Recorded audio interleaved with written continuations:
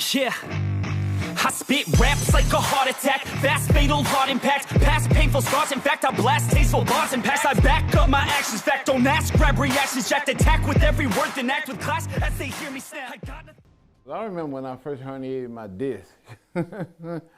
Yeah, it was painful, you know, to have a disc just pop out. I was actually getting ready for the Arnold Classic at this time. It was December 1996, and I qualified for my first Arnold Classic. And the thing about it is I kept working out, you know. I was squatting 600 pounds, and you know, 600 pounds for me is like nothing. I always do like, you know, 12 to 15 reps with that, and I was coming up on rep number 8, and pow, the disc just popped out.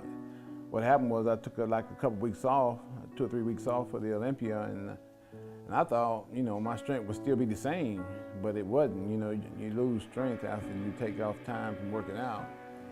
But I didn't know that at the time until I was coming up on rep number 8 and it popped out. Because for me, you know, straining and all this kind of stuff. So I went on over and did leg press, did my hamstrings, a couple exercises, came home, and I ate, took a shower, put on my uniform to go to work, and I'm like, wait a minute, I'm still in pain. So I was getting ready to go to work, and I like, should I make this right turn and go to work, or should I make this left turn and go to the hospital? So I made the left turn, went to the hospital, and found out, you know, I had a herniated disc. When they told me that I had a herniated disc, he said, you can either have surgery, or you could rehabilitate this yourself by, you know, going to chiropractor or whatever. So I like, surgery's out. Because I had a buddy that said, man, hey, whatever you do, don't ever have back surgery, because once you do, it's over. You know, you never be the same. Yeah. So I opted for the chiropractor, and it did me a world of good. You know, for 2 weeks after that herniated disc, I laid on the floor, you know, in my house, didn't go to work or nothing, and just kind of like went to chiropractor every single day. And they got me to the point where after 2 weeks, I was able to go back to the gym and start back working out and get ready for the Arnold Classic. That happened in '96, December '96. Funny thing about '97 is when I went back to training, of course, the first thing I do when I go back to the gym is squats. Because I got to get rid of this fear of doing squats after I herniated my disc. I go back to the gym, and the first thing I do is squats. You know, of course I can't do 600 because I got a herniated disc, but I can do 300 for, you know, like 10, 12 reps or whatever, and that's good enough for me. So I go back and get ready and do my first show with the Ironman, the Arnold Classic. So I go back in '97 and I get beat. And, you know, I thought I'd do a lot better, you know, since, you know, I've been competing for a while, and, you know, this is about my 5th year being a pro. I'm real discouraged. I'm like, man, I don't know. Is this for me? Am I supposed to be doing bodybuilding or what? You know, I got a job at the police department, making a lot of money. I got a good career. You know, I got all these part-time jobs. Back then, you know, I was working for my apartment complex, you know, free rent there. And then I would work at Denny's on the weekends, you know, making cash money, $80 a night. And then I had another job at the Western Warehouse where I would make cash money over there sometimes, you know, like $80 a night there too. So, you know, I'm doing pretty good in the police department, you know. I'm thinking like, do I really need bodybuilding, you know? Because I'm driving nice cars, got free rent. So I go on to the Arnold Classic, and man, my place I'm going by the call outs, you know. I'm like, dang, oh man, Lee Priest gonna beat me again. And this is not looking good. So I went back to my room. I was so discouraged after pre-judge, and I told my girlfriend at the time, Vicky Gates, she was a pro bodybuilder, and she was competing in the Arnold Class. I think this might be my last show. And she looked at me, she said, boy, shut up, you ain't about to quit. And I'm like, you got a point there, you know, if I quit bodybuilding, you know, I lose my free membership to the gym.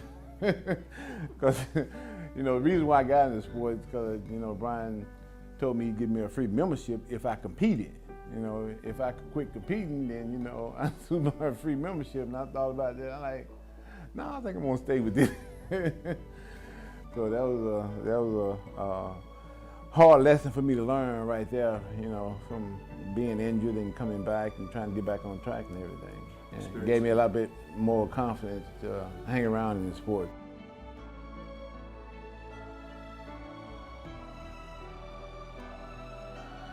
For me, because remember I stood next to him and battled him, and I admired the way he trained, and sometimes I wish I could do that. And now I look at it and say, wow, you know, what did it?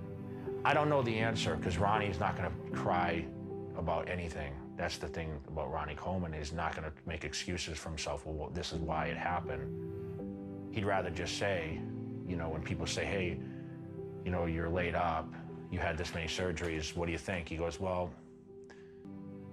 that's just Ronnie.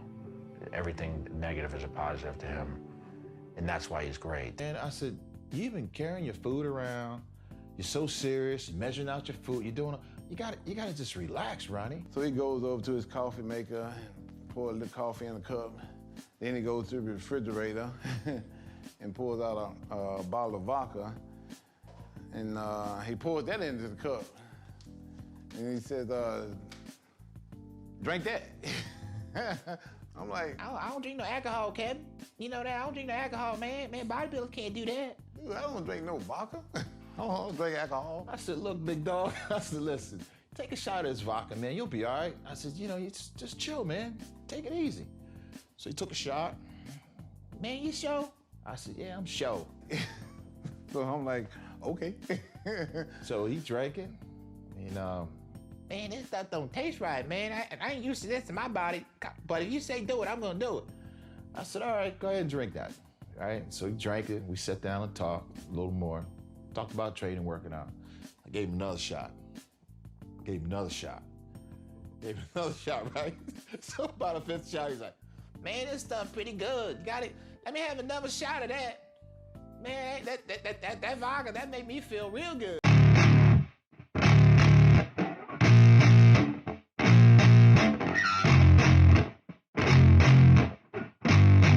Yeah, I spit raps like a heart attack, fast fatal heart impact, past painful scars, in fact I blast tasteful bars and packs. I back up my actions, fact don't ask, grab reactions, jacked attack with every word, then act with class as they hear me snap. I got nothing to lose, cause I fought and felt the bruise, now I'm not the one confused, call the shots and they produce, I ain't lost, I'm finally loose, pick a new silver excuse, I need the views to boost me to a new abuse of being used. Everybody wants a piece now, y'all can rest in peace now, you're dead to me so peace out, remember you're discreet out, get ready for defeat now, I'm gonna make you bleed out, listen on repeat now and weed out all the weak now. Get up and make a change, don't remember yesterday, if you got something to say, speak your mind before your grave, cause your life is yours to save, ain't nobody gonna change, everybody stays the same, so be different, make a name, like a soldier, I keep on moving forward, always getting closer, marching till it's over, and just like a soldier,